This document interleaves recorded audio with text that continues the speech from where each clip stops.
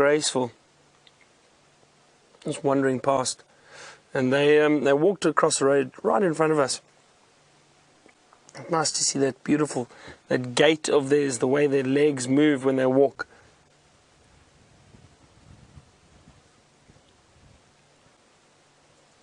There's lovely sunlight this afternoon too. It's still fairly windy. The wind has picked up quite a bit this afternoon.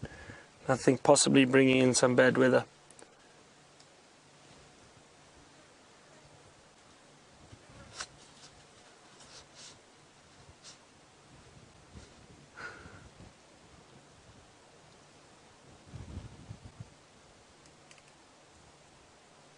See that tongue? There we go. See that tongue stick out and wrap around the branch to pull the leaves off. They've got amazingly long tongues. It's about, I think some of the bigger giraffe, the big males, their tongues can reach the length of about 45 centimeters, which is very, very long, more than a ruler length.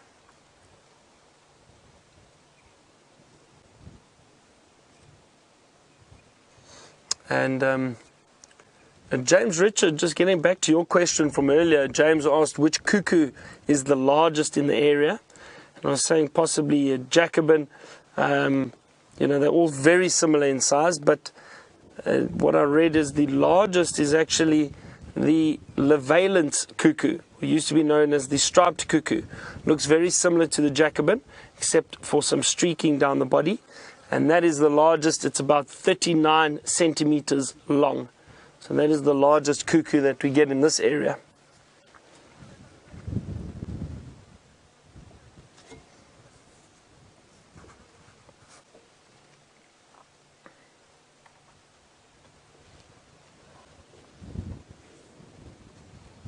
Those giraffe was starting to move off. Wasn't that great? Nice little surprise. And all these buffalo just off to the left.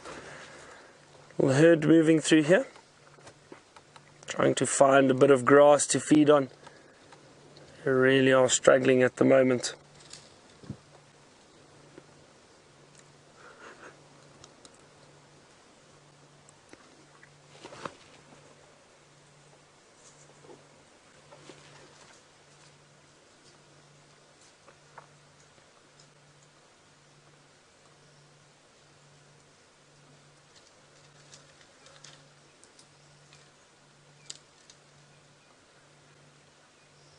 Very peaceful this afternoon. So relaxing. It's really great to be out here. It's still very, very warm though. It's been a hot afternoon. It's amazing how the weather's changed in the last 2 days, from the morning to the afternoon. Yesterday morning too, we also had a bit of rain or cloud cover. This morning, same thing. We thought it was really going to rain and it was building, and then it missed us. And but the afternoons have cleared up and become really, really warm. Oh, wasn't that nice? A little surprise. Buffalo and giraffe. Fantastic. Let us continue. We're still heading back towards Djuma in a westerly direction, so driving into the sun for a little bit. Oh, there's a buffalo about to cross the road in front of us. Just hang on a second. Sorry, I didn't mean to startle you. You first.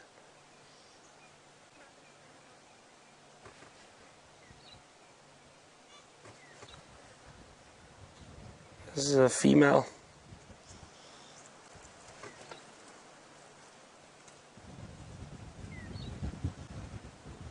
Just joining the rest of the herd. Oh, great. All right, let us continue. And while I do that, let's see what Taylor's up to.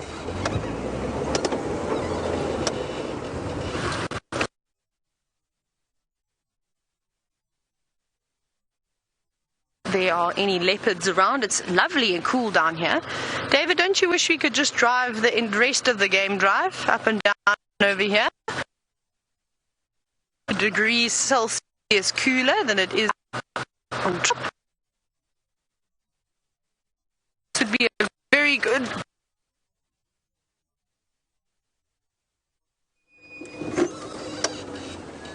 Looks like Taylor's got some gremlins now, but I found an interesting bird up here that I'd like to show you. One that we have seen before, right up at the top of the tree. There you go. One with that very long tail, and it's calling for us at the moment. Let's listen to the call quickly.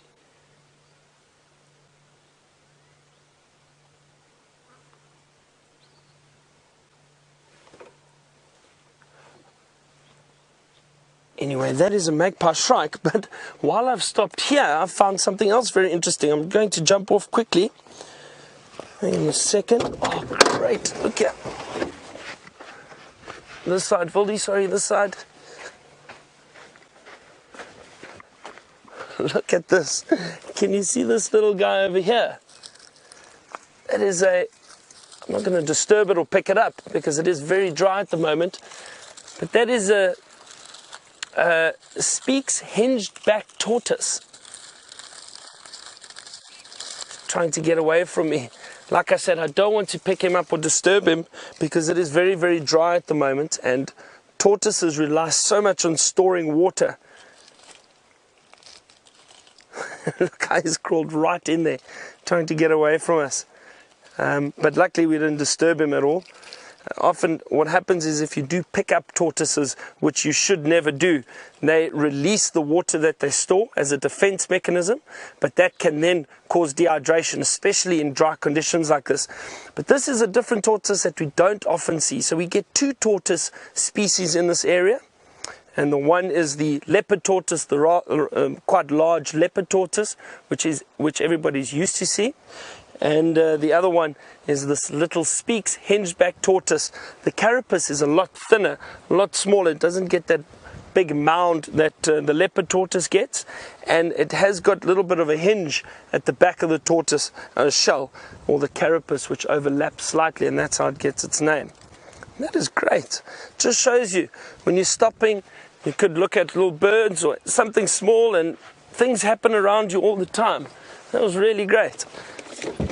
I've really enjoyed this afternoon so far because we found different things. We found the jackal, we found the reedbuck, the tortoise. We saw a cuckoo. Unfortunately, we didn't get to show you, but they're definitely out there, so we'll still try and find them. Saw the bee eaters. It's been a wonderful afternoon.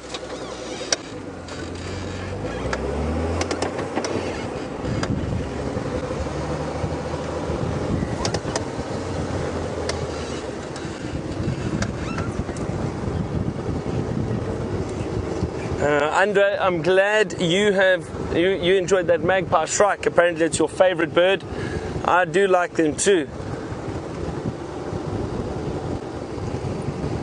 Beautiful long tails. Taylor seems to have a signal back, beaten off the gremlins. Let's see what she's up to now.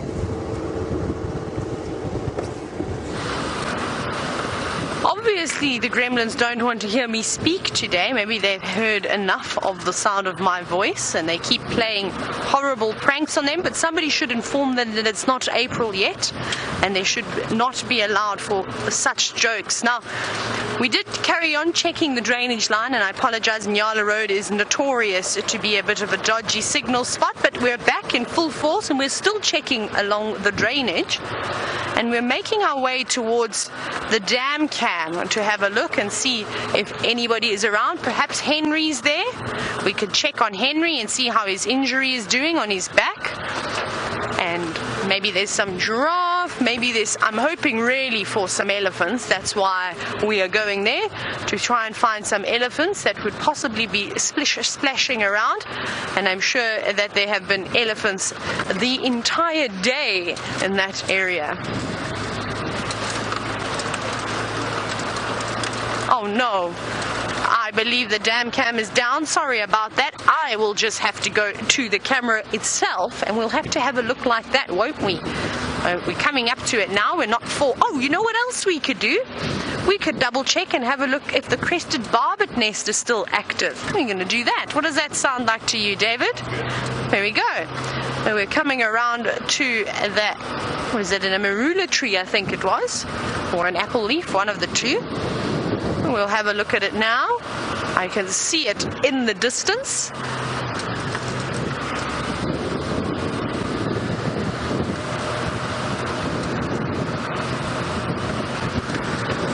And again, lots of zebra footprints. They seem to be all over at the moment. I think I've seen in the last couple of days more zebra than I've seen impala. When I scan the distance, I can see the zebra, I can see some kudu. So long. Oh, we've got some nice kudu bulls. That's going to be really beautiful. So let's cross the dam wall and let's cross it to get to the other side. Oh, we've got a giraffe though. Wow, you blended in well to the trees. You can see him just moving over the top of the dam wall. I didn't even see him there. A combination of the sun in my eyes, and he looked very much like a tree. So his camouflage is working quite well today. Oh, let's have a look here. Hi, Mr. Giraffe. Here he is. Beautiful big boy, but he's going back behind his tree. That's okay. David, look at those beautiful kudu in the distance. Now, it's quite a distance away. We'll try and get a little bit closer. But have a look at those beautiful males crossing the open there. You can see the dam cam. Hello, dam cam. How they're all walking in a straight line. Isn't that beautiful? Being backlit. There you go. Getting to a little bit of a trot. Not quite comfortable out in the open on a windy day like today. Nope, now they're getting into a bit of a gallop. Look how easy they cover the ground. They've got such big strides on those long, dainty legs. And it seems as though they're heading for the hills, looking for some shelter where they'll be able to utilize their best sense, which is, of course, their hearing. And an impala. All varying in ages. The oldest seems to be taking up the lead here. And then two youngsters following quite closely behind. Stopping to have a little look while they're out in the open. Both of them are having a look. Oh, that's a nice photo. Oh, they're almost mirroring each other. They did exactly the same movements.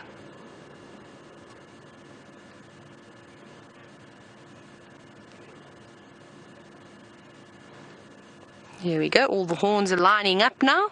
All the stripes matching. And the one that's sort of closest to us didn't seem to have the biggest body, but it definitely had the largest set of horns, and we see that sometimes. I definitely noticed it down in the Eastern Cape on the southeast coast of South Africa, where the kudus here didn't have the, or down there, sorry, didn't have the biggest bodies, but had massive horns. And up here, they seem to have a combination of both. They seem to have really big spiraled horns, as well as big bodies to go with it. But let's go across the dam wall.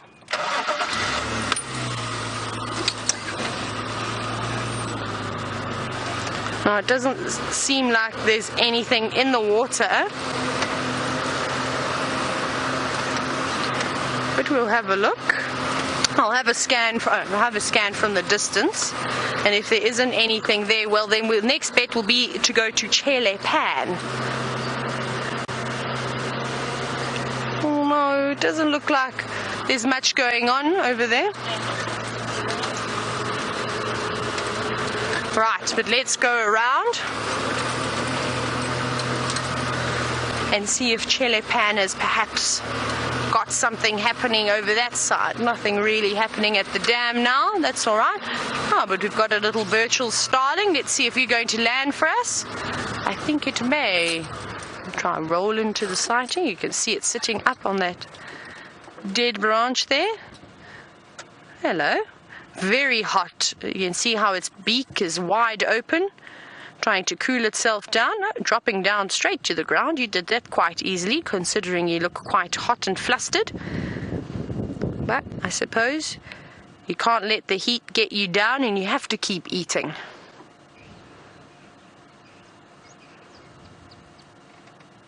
Very nice. I'm surprised that we're not seeing a few more birds splashing around at the water, because even something like a bird needs to try and cool down, and the best way to do that, well, it's to have a little bath and actually clean your feathers the good way.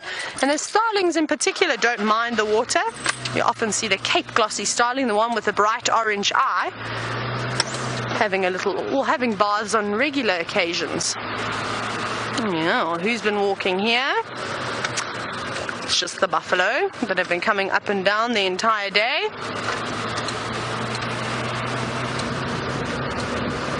Perhaps we'll have to head back to the elephants that I told you that we saw very early in the drive, but they were moving through quite a dense patch. Maybe they would have popped up, and I suppose they were actually going in the direction of Chele Pan. What? We'll have to see if we're going to get them. Look at that cloud, how it's building up. That is quite beautiful, don't you think? It's almost like a wall of clouds is engrossing the sky. You can see how it's built up vertically now and is spreading horizontally. I think there could be rain coming. This is going to be an interesting cloud to watch as the next few hours pass, because I suspect we're going to see some lightning coming from that. Wouldn't that be nice to catch some lightning, some spectacular bolts in the distance at the back of the clouds? I think that would be quite nice to see. And I've been saying for the last few days that's definitely something that I would like to catch, are the bolts of lightning in the big cumulonimbus clouds.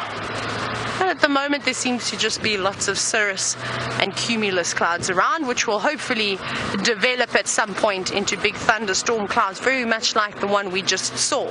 But we need lots of them.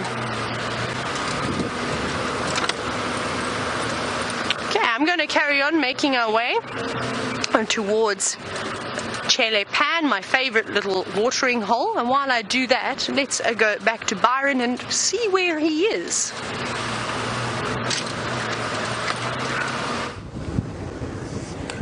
I'm back on Djuma, Taylor, and no luck just yet. Just been seeing a few Impala dotted around through the thickets. Seen a lot of elephant tracks on the roads recently. And hang on, there we go. As I say that, we found the elephant. There we go, have a look. They're just up ahead here. It looks like a nice herd. Yeah. Dotted around. Oh, great. My favorites. Fantastic. Oh, there's one screaming in the distance. Doesn't sound too happy.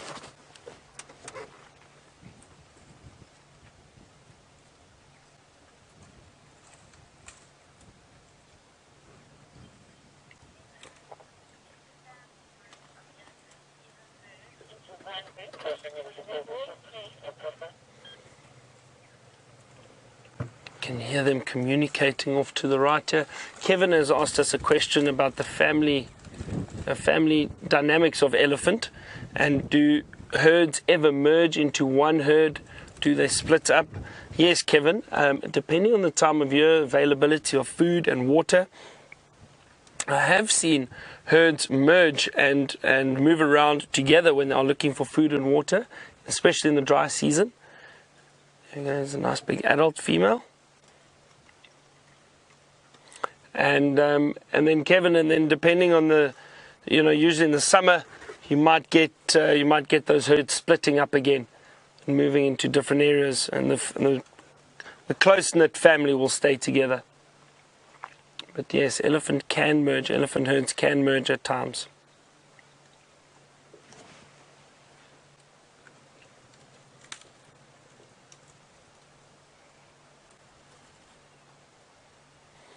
See if I can move forward a little bit. There's, like I said, quite a few elephant around here, spread out nicely through this area.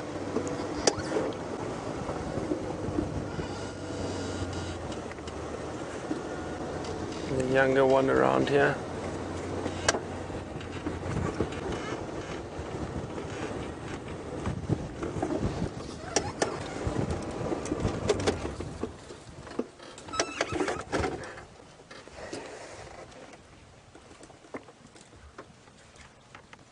Look at them feeding, and this one that Wiem is focused on now, feeding off an acacia tree. Very, very sharp thorns, but it doesn't seem to bother them. It's amazing how these elephant are able to feed on some of these branches and trees. And you can hear the branches breaking around us from by the other elephant.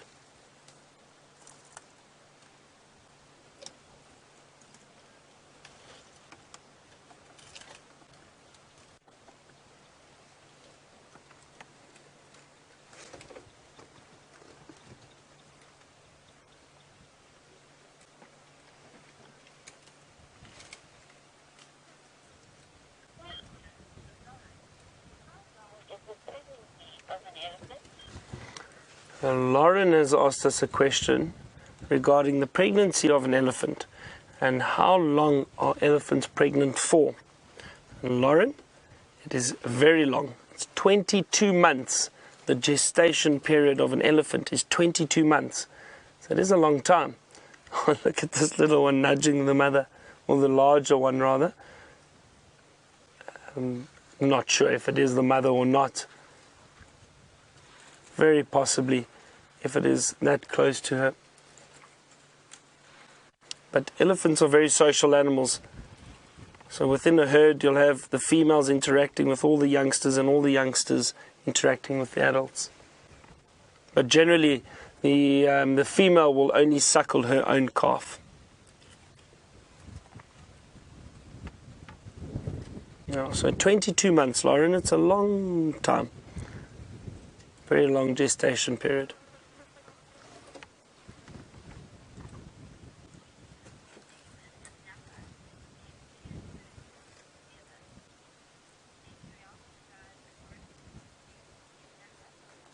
So David in Napa has asked us an interesting question again about the herds merging, and if a single matriarch would then guide both herds into areas to look for food and that.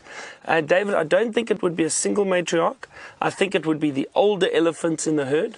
The reason for that is they probably remember where to find food and water, and they will lead the rest of the herd to those areas. So I don't think it's necessarily one matriarch. It could be a number of dominant elephant within the herd, or older elephant rather. And even if you watch elephant herds in general moving around, even though there is a matriarch that looks after the herd in terms of safety and taking them from one place to another, often the movement of the herd isn't always determined by her.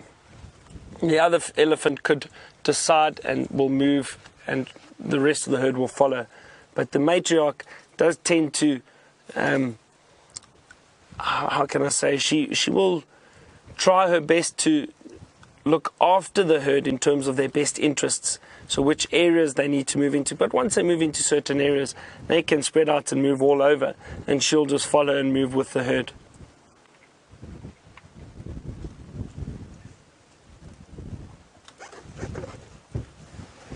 These others seem to be moving a bit closer, so let's sit tight here, and maybe we get some elephants coming quite close again. We've been so fortunate the last few days with wonderful elephant sightings. I'm so happy to see them. I love spending time with them. Oh, look at the little one. Hello.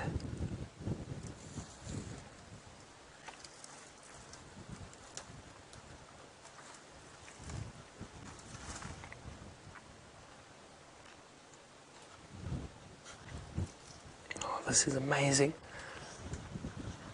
You can see they have been splashing water and mud on themselves.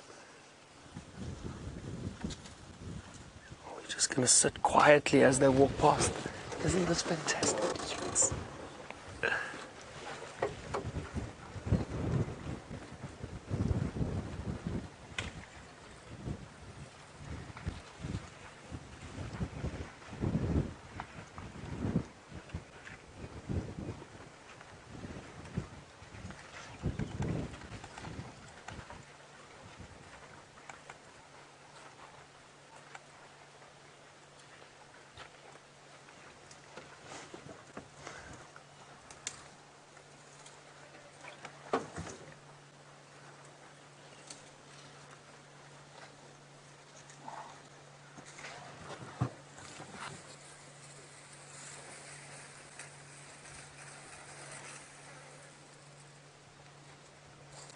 See, that's a big male at the back, the last one to cross the road. There he goes.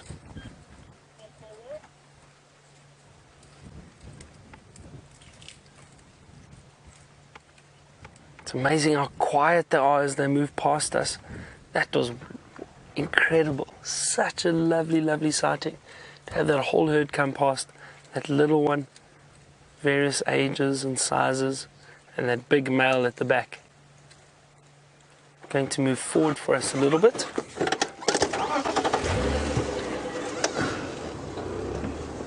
It's going to move very, very slowly What a wonderful sighting.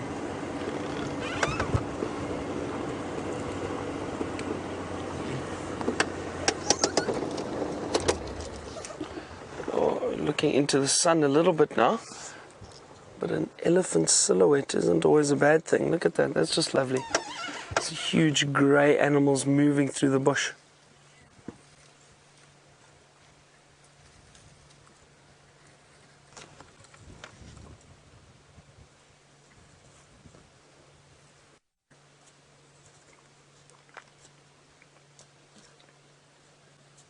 And they're so relaxed. Listen.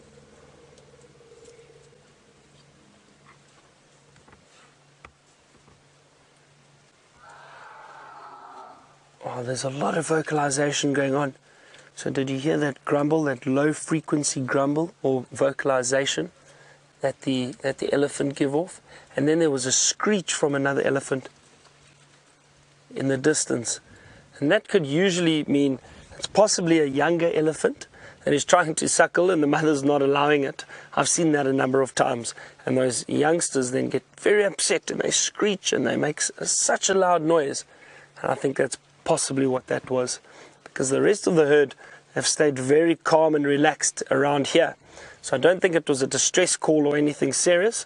I think probably just an upset teenager or youngster that is not getting the milk at once. Look how that little one climbed over that branch.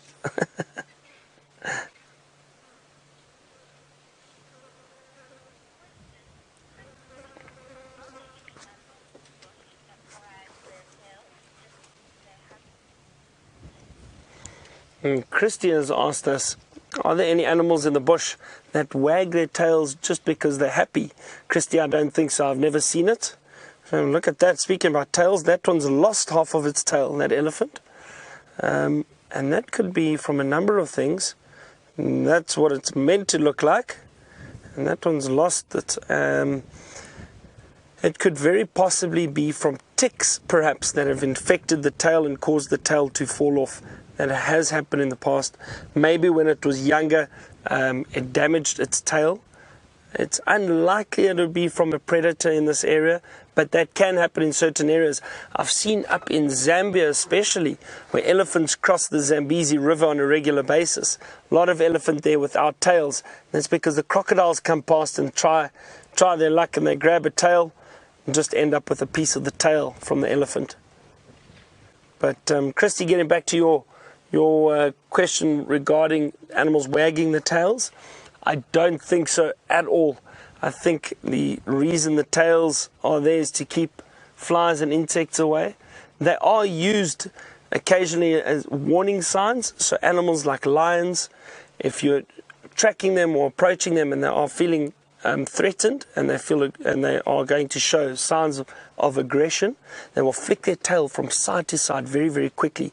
So that is a clear indication that they are aggressive and they're not happy. Elephant too, they'll often cause or make this tail stand up straight or straight back and stiffen that tail, and that's a sign that they're also not happy. So they'll use them to show that they're perhaps aggressive or unhappy or feeling threatened, but I've never seen them wag a tail like a dog would to show that it's happy. I think it's mainly to keep insects and flies away. Such an incredible sighting. Very special.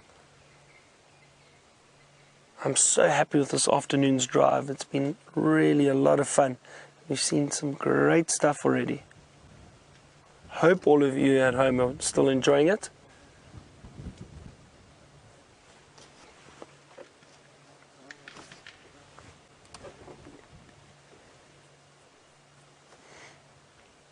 Alright, they're moving off further into the thicket now, so we'll leave the herd and maybe spend some more time in search of other animals. But before I do that, Daniel has just asked an interesting question. Daniel would like to ask, have or do elephant ever give birth to twins? Yes, Daniel, they do. Oh, there's another elephant sound in the distance. Daniel, I've never seen it personally. I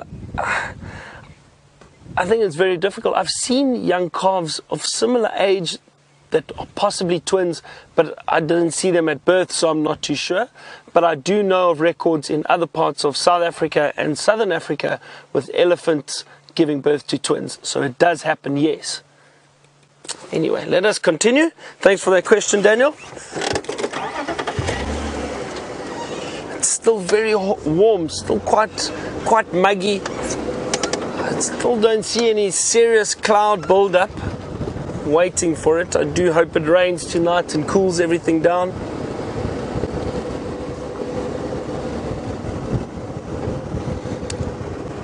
And it sounds like Taylor's got some predators for you to look at.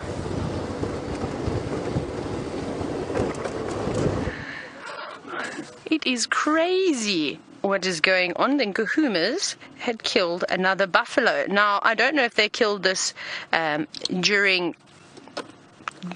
between the game drives, because apparently they were all over on Torchwood, and now they're back here, so perhaps they were quite split up. I didn't hear how many lions they had on the other side, but they're back in Vuyatela, which is good news. Oh, listen to that.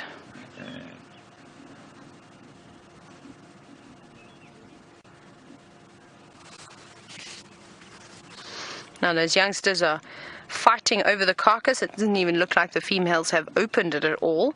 So that is absolutely incredible. You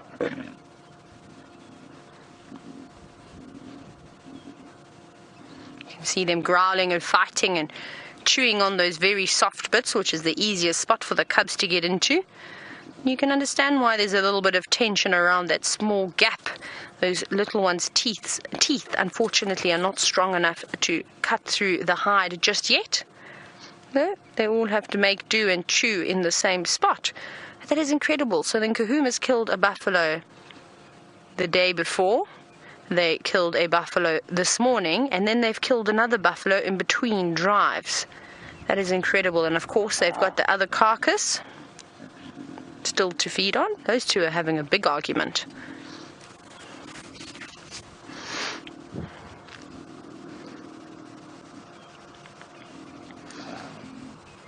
It seems to be one of the older cubs that is making all that noise and growling, while the others groom themselves, keep each other clean. I can't imagine they would be starving with all the buffalo they've eaten over the last few days. Seems as though they're feeding on perhaps some of the intestines. You can see they've got a little bit of feces on their nose, so maybe they were trying to eat all the skin that surrounds the intestines. Very nice. Both of them have got faces full of dung.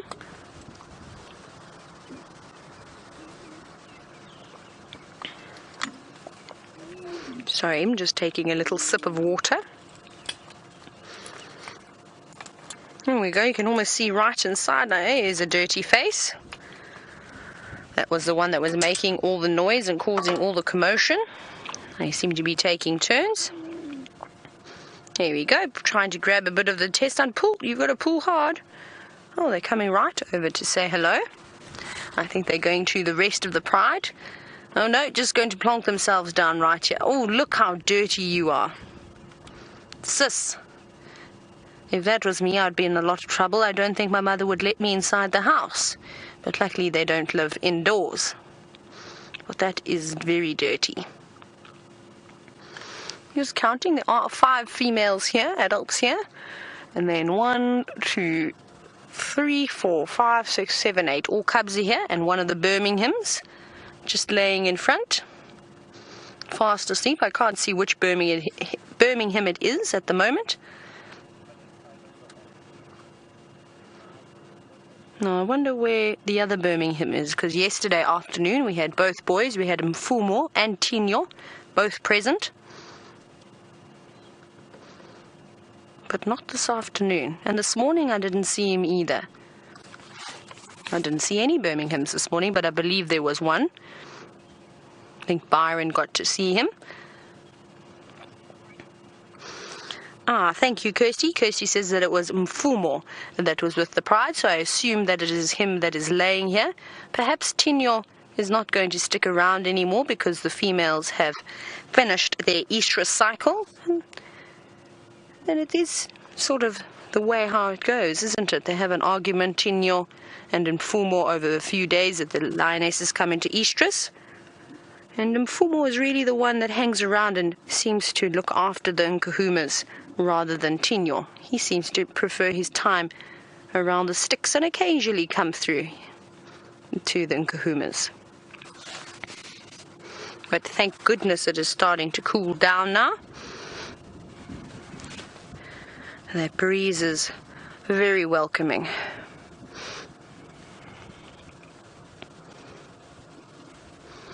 Well, the vultures are going to be around in this area all day from tomorrow. Now, you won't believe it, just before we came here, I saw a herd of buffalo actually coming down in this direction, which is going to be quite interesting. Sorry, Kirst, I've completely lost the name out of my head and I don't want to make a name up now. Debbie. I thought it was Debbie, but just in case, like this morning, I was making all sorts of names up. Sorry, Debbie. Debbie, you want to know how close all the carcasses are to each other. They're almost placed out in a triangle. I apologize, my hands are very dirty. I had to pull a stick out from underneath the vehicle, so they're nice and black now. It was a burnt stick, so I've got sort of charcoal all over my hands. Now, they're not far away, probably about 200 meters, maybe 250 meters away from the second carcass that we found. From Torchwood, probably about another 100 meters, maybe 150 meters. So we're not far at all. We're in very, very close range. Look at that one's face. Oh my goodness. You look like you had a great time. You look like my brother after he has eaten a plate of ribs, barbecue ribs. That's what he looks like, and almost exactly the same, even getting some mess around his eyes. I always found it quite funny how you were able to do that. The messiest eater you have ever seen in your life. Now, I'm the complete opposite. I'm a bit strange. I have to eat the ribs and anything with a knife and fork.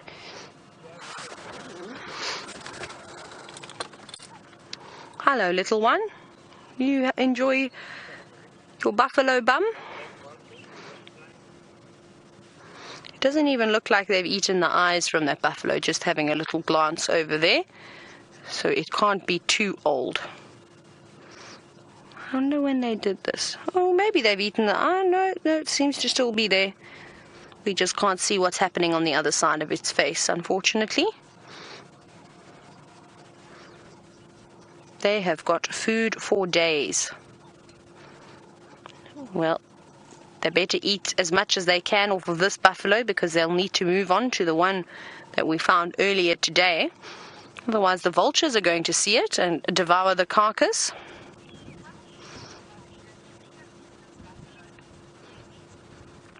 Now, Susie, you're wondering how sure we are that they killed this buffalo. Well, because when we came through here this morning, I think I drove Mumba Road about 3 times. I didn't see any kill over here.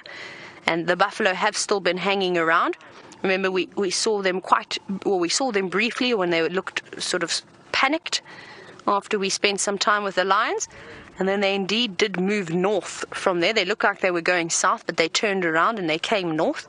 So I suspect that maybe while they were moving around, maybe the pride was split up completely. Like I said, I didn't hear how many they initially had when they found them on Torchwood again this afternoon. So I think that they definitely killed this buffalo.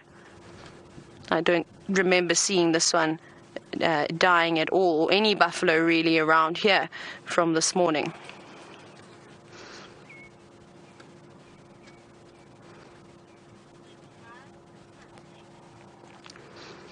We're going to hang around with the lovely Nkuhumas for a little bit longer, but I know that Byron has got a beautiful African sunset to show you.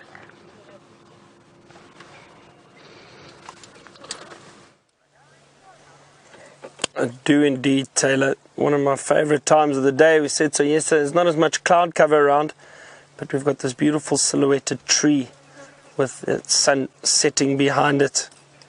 I always say this, depending on where you are around the world and the time of year. Time of year, time of day. Depending on the time of day, it's always nice to have a little sunset drink sundowner, as we always call it in the bush. And you can see these elephants right in front of us, and they're preventing us from going past.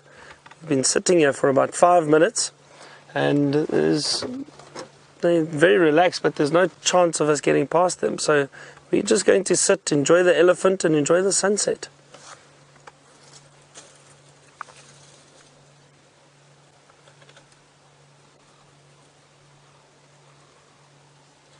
They're so peaceful. There's so many elephants around, but there are some, looks like heading towards the water. So I'm hoping that this female decides to move. Otherwise we'll have to just drive around her, and then maybe we get some elephants drinking.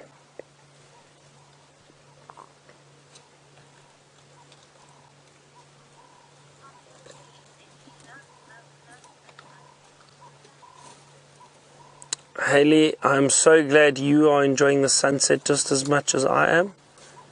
It is really, really lovely. It's like a male has joined these two now. Sheesh, look at that. Look at the power. Just it's almost like he wants to move it so he can come through.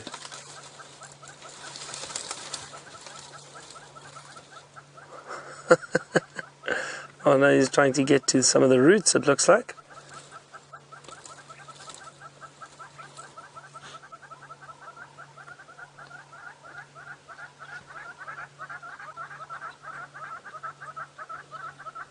Catching the last little bit of that sunset in the background.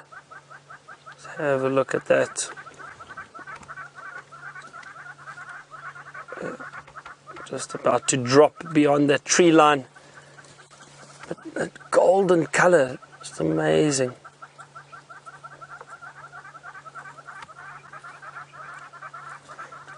I'm not sure if you can hear, there's some hornbills calling in the tree off to our right. We can't really see them from where we are, but I can just hear them. There they go again, listen.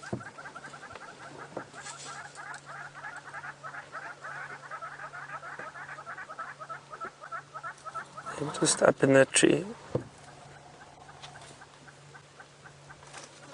Here comes this male.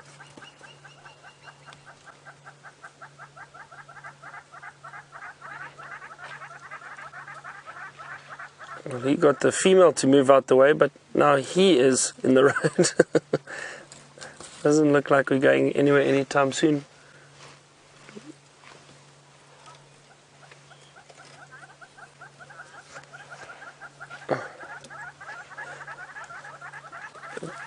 Christine, thank you for your comment. You're saying that you think every drive should end with elephant because it's so peaceful, and it is. It really is wonderful.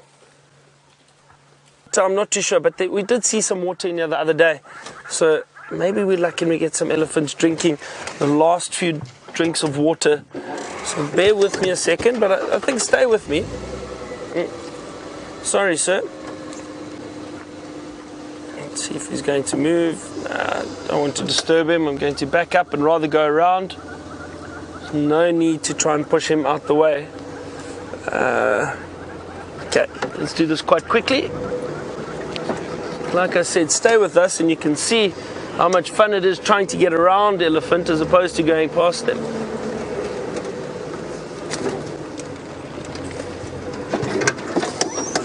And then hopefully we get those, the rest of the herd down at the waterhole drinking. Let me see.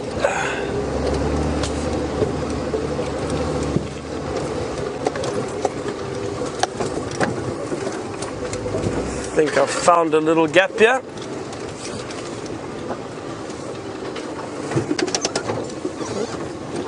Oh, sorry, little one. The young elephant is a little upset with us trying to get around him. He's going back to the mother.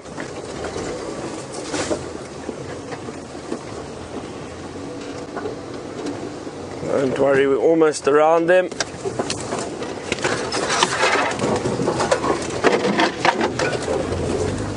The joys of having a Land Rover just to get around roadblocks like this. Okay, let's see. These elephants are coming out into the open ahead of us. Some of them have just moved past Just trying to see. I'm sure I saw some water in here the other day. Let's have a look. Just have a look. Oh, there is water here, but they're not coming down to drink.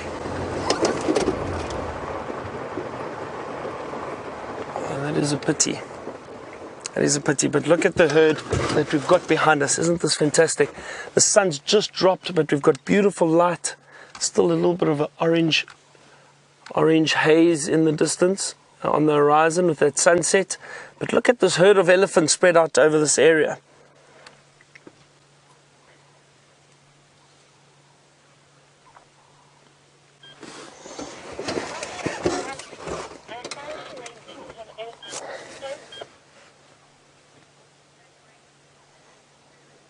And Tammy's made a comment about the elephant, and Tammy says it's amazing how these elephants are able to move so quietly and peacefully and gracefully, even though their size is so large. And yes, Tammy, it is. It's interesting. It's very interesting to see these massive animals move through the bush with such great ease.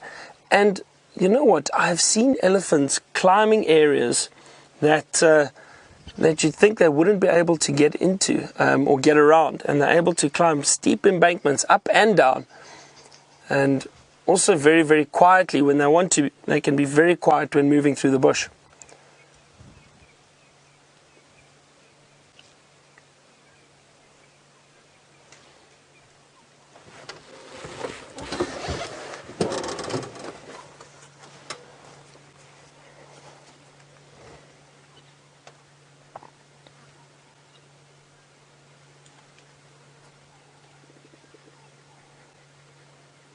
This is a very, very peaceful afternoon.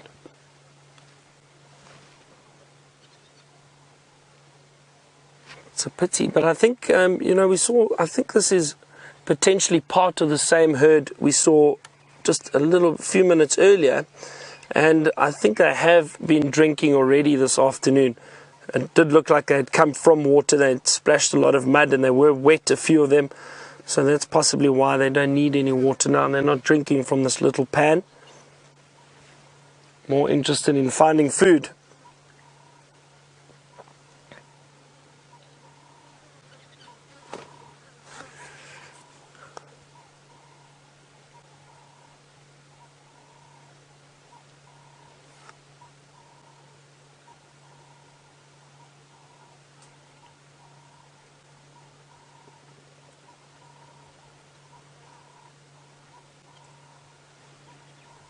Cape turtle doves calling in the distance.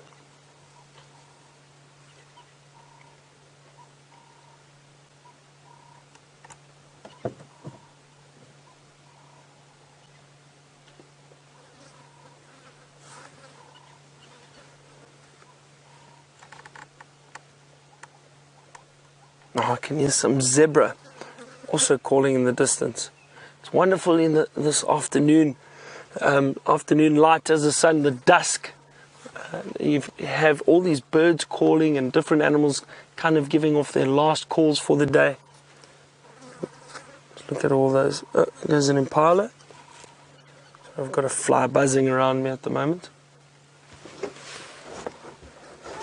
Let's continue and just see which direction these elephants are going in. Oh dear. Looks like that female is in our way again. I've got a fly that's not leaving me alone. Oh, this is really very, very special. Lovely. I'm glad you could enjoy this with us. I'm going to go down here quickly.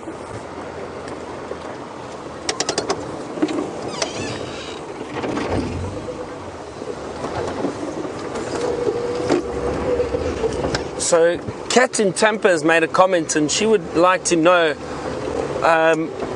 or she says it looks like we've gone from winter straight into summer without a spring. And Kat, you're right there to an extent. You're onto something, and the reason is because it's been so dry. We haven't had rain yet, so we haven't had. This is considered our spring. But we haven't had the rainfall we really want yet, so nothing is flowering like it normally would, and the vegetation hasn't become lush and very green just yet. So the heat, yes, the heat, but that's normal for this area this time of year. We start hitting these very high temperatures, mid to high 30s, and then eventually we'll get some rainfall and cools the temperature down a bit. Everything starts flowering, and it's a wonderful time of year as we move into the middle of our summer, which is December, January and February. That's the middle of our summer. So, but you're right, this is spring at the moment, but it looks and it feels like summer because it's so hot at the moment. But the temperature will drop again a little bit when we get some more rain. I think this is building for rain. There's a beautiful Kudu bull just off to our left. Look at that. Not far from his elephant, but look at those horns. Those beautiful spiral horns of the Kudu bull. You see that big beard running down his neck. Lovely. We've been fortunate with the amount of antelope we've seen this afternoon. That reedbuck, something so different. That was very exciting. Some impala ahead of us.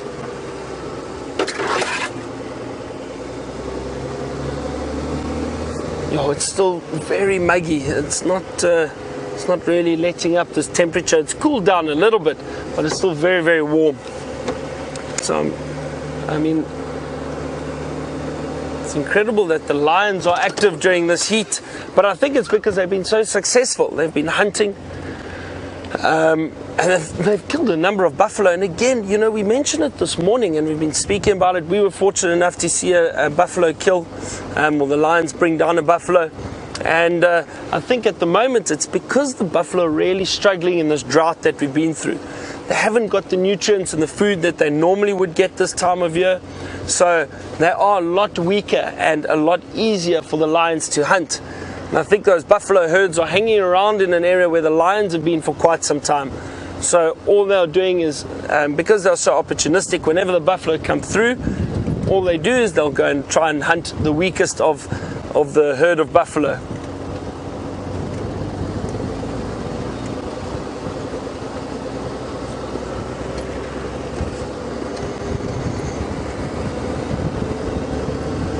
And speaking about the lions, Taylor's still there. Let's see what they're up to now.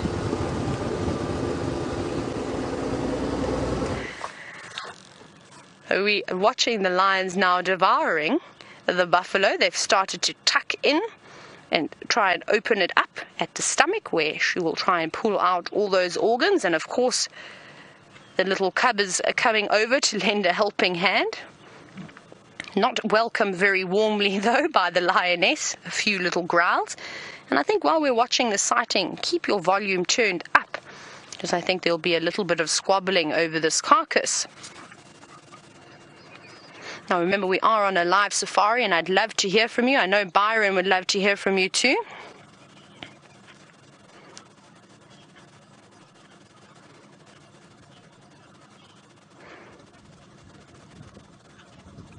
Wow, that was an incredible message that's just come through. Jackie, thank you so much for keeping such fantastic tabs. Jackie says that we are on 47 of our cat day streak.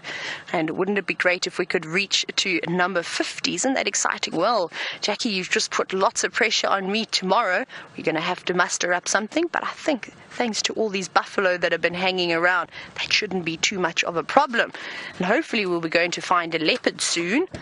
And at least in the next few days. I've almost forgotten what they look like. Here we go. Come on, little ones. I think you need to help a little bit better rather than annoy that lioness. Ooh. You can see her there showing teeth. And I always think that these little cubs at this age, when they get to about 6 months, they become quite silly. And they think that they are the big bosses, or we would say, Makulu Induna, which means big boss in the local language. And I think that's what this little one thinks it is. But in fact, you are not, because we have learned that size does matter. Yes, I'm talking about you. The flies have now come back as it started to cool down. Like I said, I don't even think they enjoyed the heat today.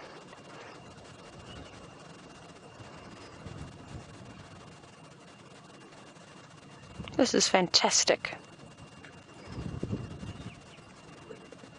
I'm glad though that they've started to tuck in just before it gets too dark for us to see them.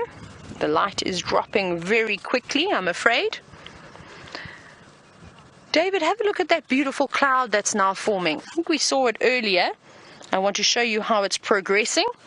See how it's becoming quite large, very much more like an anvil now, which is what we want. Those are the big thunderstorm clouds I was telling you about. You can just see the last of the sun catching the clouds there, that beautiful pink against the blue sky. That is really lovely. Let's hope that it keeps creeping in. Well, we actually want the wind today to keep blowing in those big clouds. No, she's up now. She's moving away. I'm going to take a lovely photo of her bloody face. You can see that. I always think it looks like they wear lipstick when they do this. She's coming right towards us, actually. Perhaps she'll give us a little look. Wowee. This is amazing. Well, we won't be able to go anywhere now.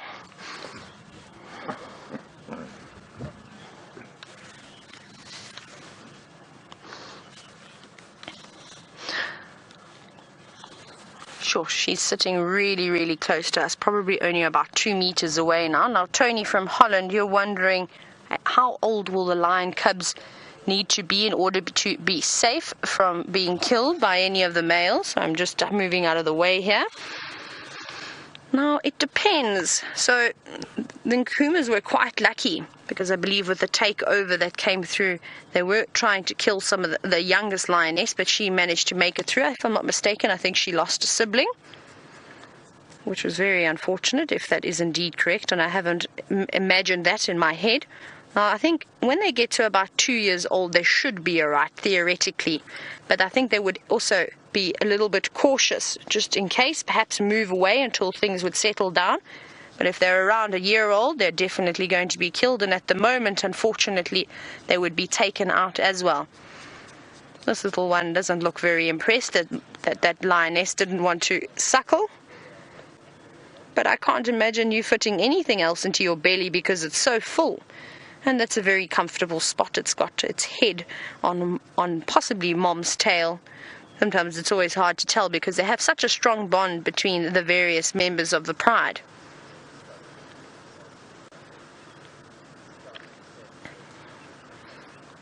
Very sweet when they put their heads on their paws like that. Very uncomfortable as well. Big bellies, hot day, flies bothering you.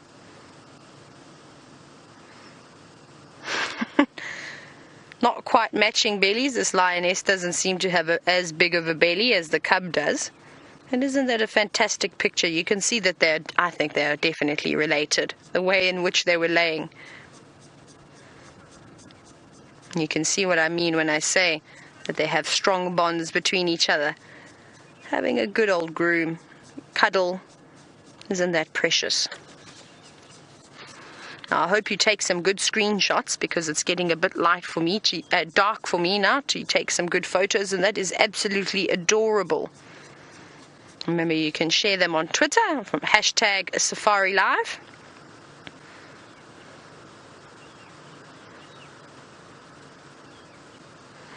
Oh, the wind is really picking up now.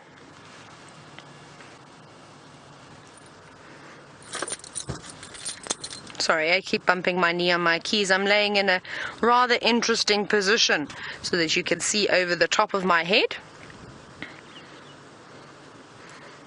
I think you see enough of the big blonde ponytail bouncing around. Don't want it to interfere with the lions. Now they've moved off of their carcass, having another rest.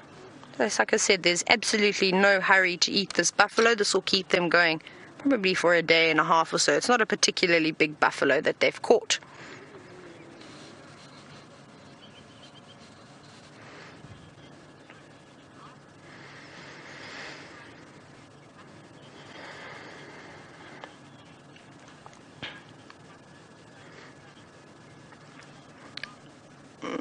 Now, quite an interesting question that Ellen has posed for us this afternoon. Ellen, you'd like to know if the lions prefer to hunt and actively chase down their own prey rather than having to scavenge. Now, I don't think there's any preference. I think the fact that the Nkuhumas have just been so fantastic and so successful at the moment, remember, they haven't always been this successful. And I think it's a combination of the drought and the pans of water that are now sort of drying up that is bringing the herds back again, giving them opportunity to catch a buffalo. If there's only one or two around, it makes it also a little bit more difficult to choose a target. There's lots of young calves around that they seem to be snatching up. So I think if they aren't catching something themselves every day, perhaps they keep missing. They definitely wouldn't have walked past that buffalo that we saw this morning. Remember, they walked up to it and they did start to bite it and show a bit of interest, but there was distress calls from another buffalo going on in the distance, from the one young calf that they were taking down.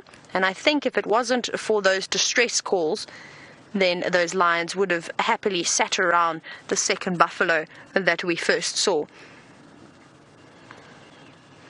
A lioness has now moved back over to the carcass.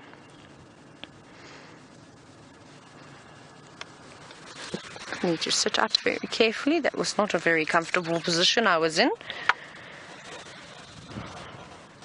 Seems to be sick of trying to cut through the stomach and now just going back for the easily exposed area.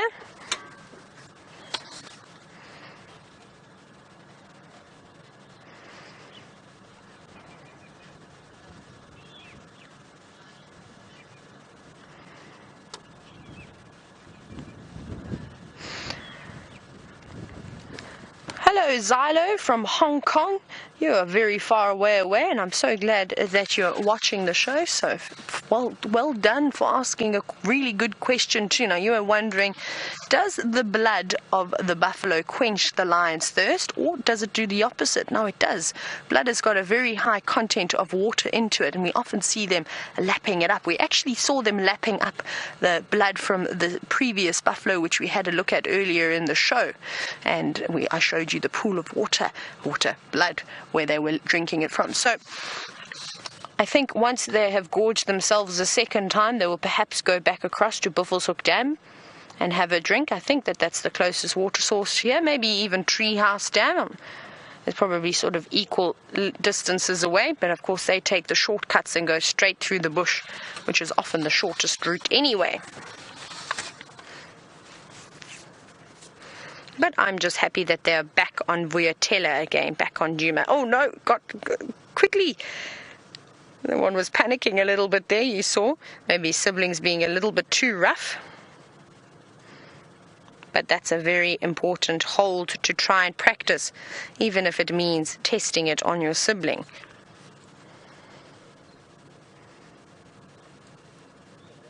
At least they don't have needle-sharp teeth anymore. I think they're starting to get their adult teeth. Because you know what it's like when you first get a puppy and it's only a few weeks old. It's like they've got a mouth full of needles. I just want to very quickly say goodbye. Cheers. Maybe I'll bump into you tomorrow morning. Have a lovely afternoon. Cheers, Mike. Just saying goodbye to some wonderful guests that Mike has. They actually came with a lot of hellos from a couple of the guides I used to work for. A couple of the ladies on the vehicle had been to where I previously worked, so that was quite nice. Oh no, that's not nice to bite me on the face and in the eye. I think the cub on the left has bitten off a little bit more than it can chew. Tackling, it seems to be like an older sibling. Come on, fight back. Otherwise you're going to keep getting bullied.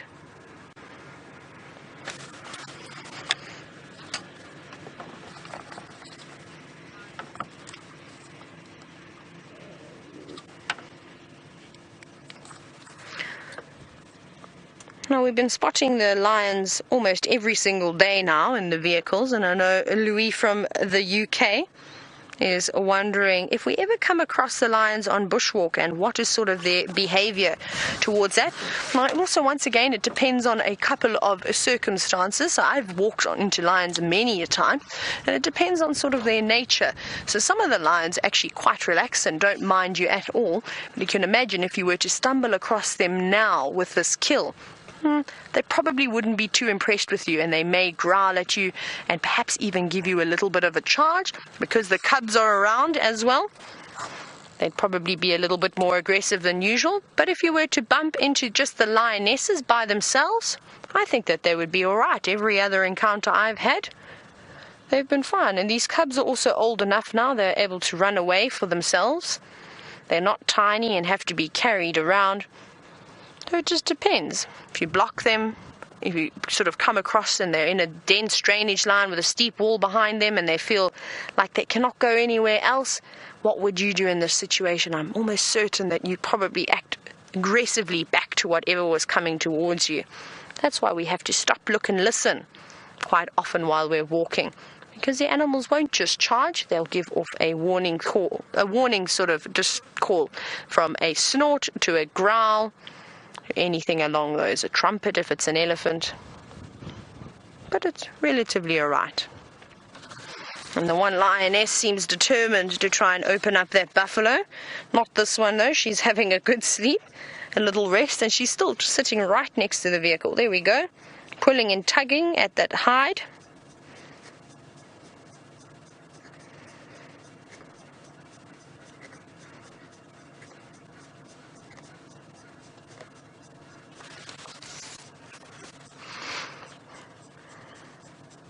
Right, this is lovely. But let's very quickly go across to Byron and see how his afternoon is going.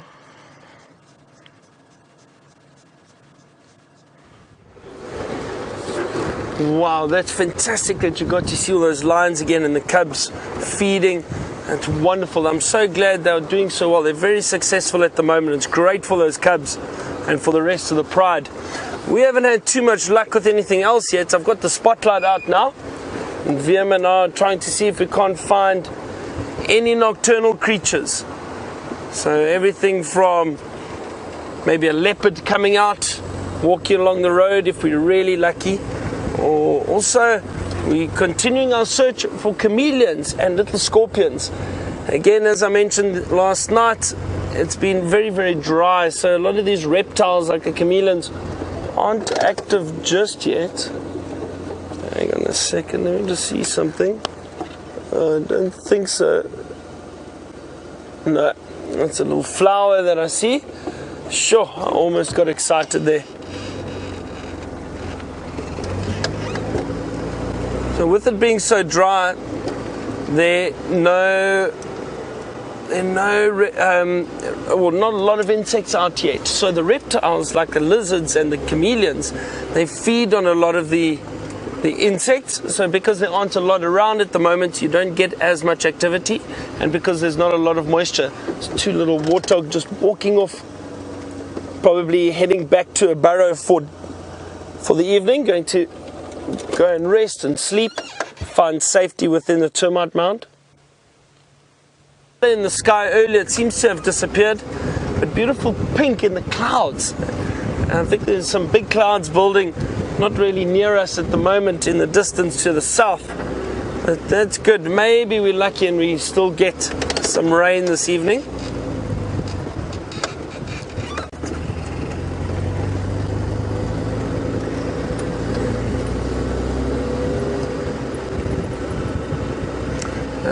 I'm going to continue our search for anything nocturnal. Taylor's still with the lions. Let's see what they're up to before we leave them.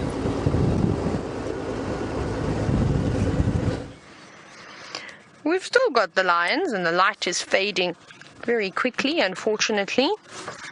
But we'll see how much longer we can stick with them before we lose complete light and go into total darkness.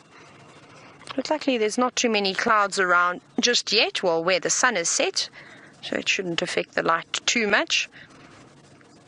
You can see these little three now. Oh, the middle one is definitely getting ganged up on.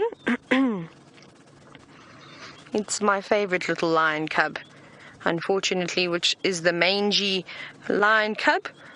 It seems to be spreading a little bit more, which is quite sad, but we'll see if this one is able to make it through. Perhaps the strong genetics will kick in. Now, Andrew, you're wondering if I know where the Styx Lion Pride is. Unfortunately, I'm not certain as to where they are. The last time I heard they were on Nkuhuma. That was a couple of days ago. But I haven't seen them since, or even heard from any of the guides. Everybody seems to be just coming to the Nkuhumas, and I'm not even sure if the Salalas are around at the moment. They were hanging around on Arathusa for a couple of days too. It would be nice to see the Styx. The only time I've ever seen the Styx Pride was on my interview. I think one morning I went out with Jamie, and I saw the Styx and all their 8 cubs, but unfortunately that was the first and last time I've seen them. But I'm quite happy with looking at the Nkuhumas, and I wish the Styx the best, and I hope that they all recover and are able to have another set of cubs again. Now look at this little cub. He's very cheeky. Firstly, very annoyed by all the flies. You can see them buzzing around there. And all this lioness is trying to do is to try and get into the stomach in peace. But occasionally that little cub goes over and tries to join in and help. Oh, there we go. That looked like it could have split.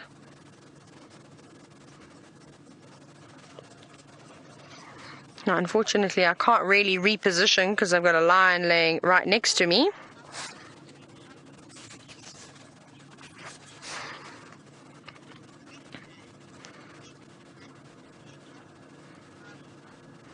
Raisa, good evening to you. Wondering if the lions have been hunting more bulls or females or perhaps calves, and if it will make a difference in the future with taking a certain sex of a buffalo.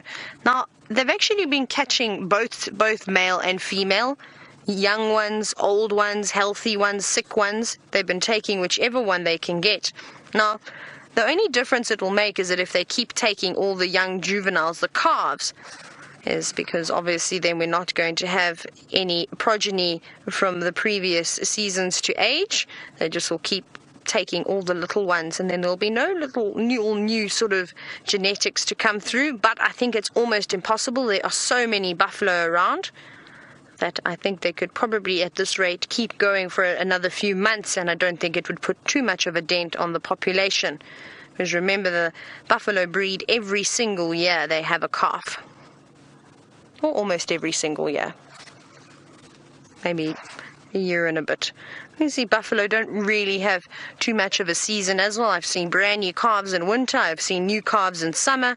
I've seen them almost at all year round.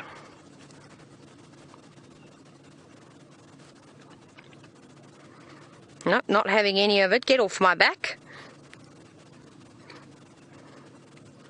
Why don't the two of you go and pull on that buffalo carcass and get your frustrations out on that instead of biting each other?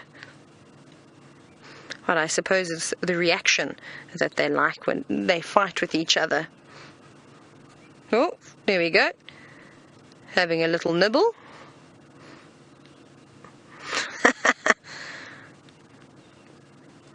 It's amazing to see how strong they are getting compared to when I first arrived, and some of them were still a little bit wobbly, not really able to climb trees, and we saw them climbing the trees so well this morning, very briefly. They've definitely improved and are getting stronger and stronger as each day goes along.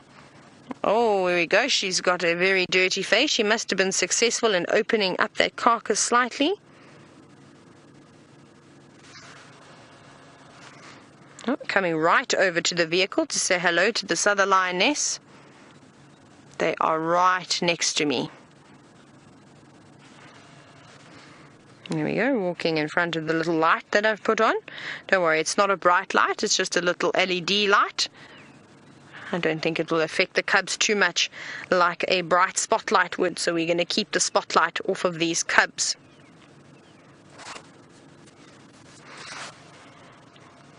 Oh, we've got a stalk that looks like it's going to be happening. Laying flat on the ground. Oh no.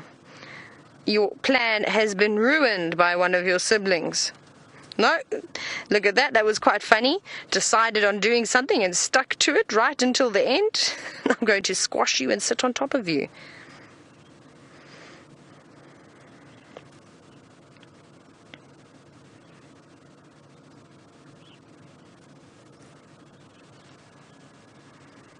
Oh, it is lovely here, with that beautiful wind coming through again, and look at the lovely colours in the distance from the sunset with the lions. These are my favourite kind of afternoons, to be able to watch the light disappear, of course in the background with the Nkuhumas in the foreground.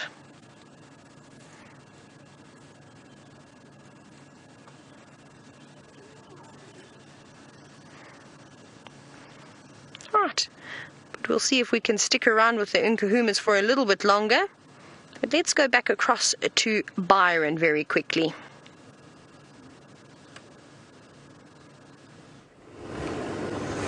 So we still don't have any updates. Having a look around, no luck just yet. VM and I were just talking, we were saying it's a tricky time of the evening this, because it's not quite dark enough that all the nocturnal animals are coming out yet. So it's a bit harder with the spotlight also, because the spotlight's not bright enough to really see in the distance. But it's now getting to that time where it's a little bit better. So maybe we have some luck. See, I'm looking very carefully in the trees and all over, just for any sign of something small, something interesting. There's some Impala around here. Don't want to shine on them too much. Their eyes are very sensitive.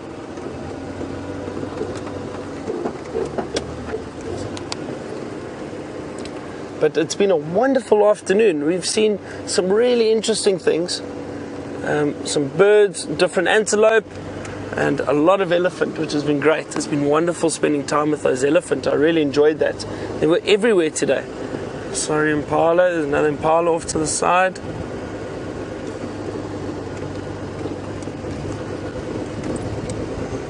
Hoping to maybe even just spot an owl somewhere in these trees. And last time I was here in June, managed to find a number of giant eagle owls. I haven't heard any yet, but I'm going to carry on listening out for them.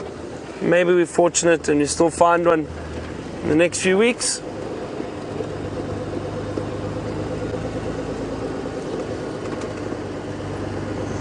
Again, my multitasking is being put to the test, trying to shine the spotlights, look for animals and drive and stay on the road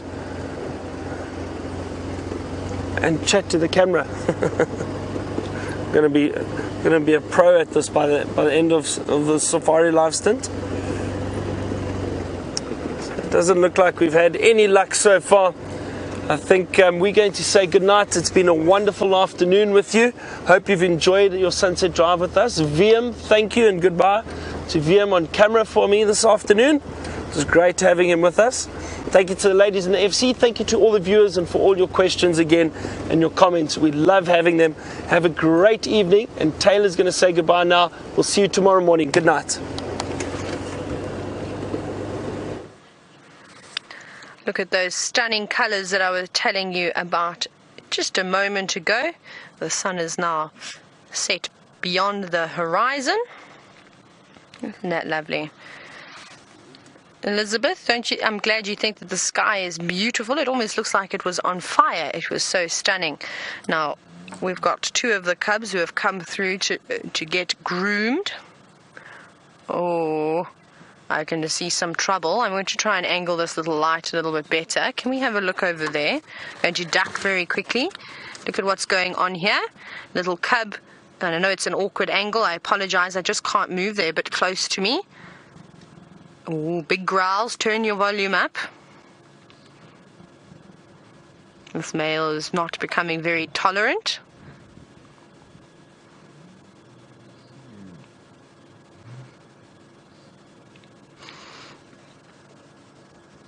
Big yawn and back to sleep again.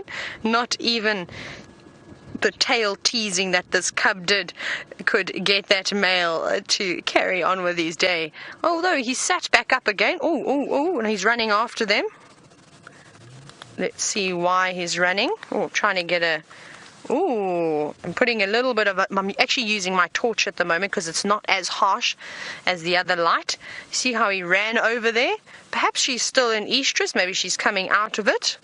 And that's why he's hot on her heels. Now, of course, I think there's going to be a little bit of aggression shown towards the cubs if they get too close.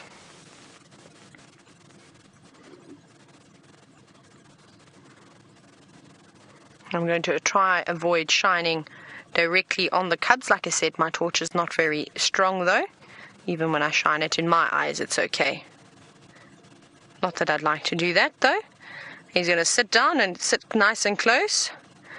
Off he goes. I'm going to very quickly turn the lights back around again. Have another look.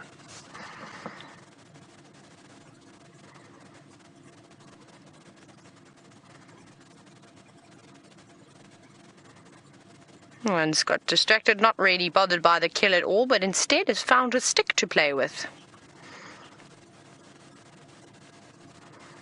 Here we go, having a little munch. Oh, there we go, that's nice. You bite Mom's neck. Mom is just trying to groom you.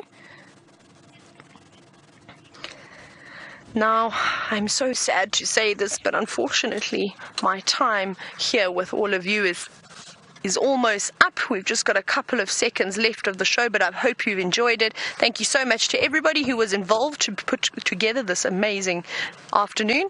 But myself and David will see you tomorrow for the sunrise safari. Good night.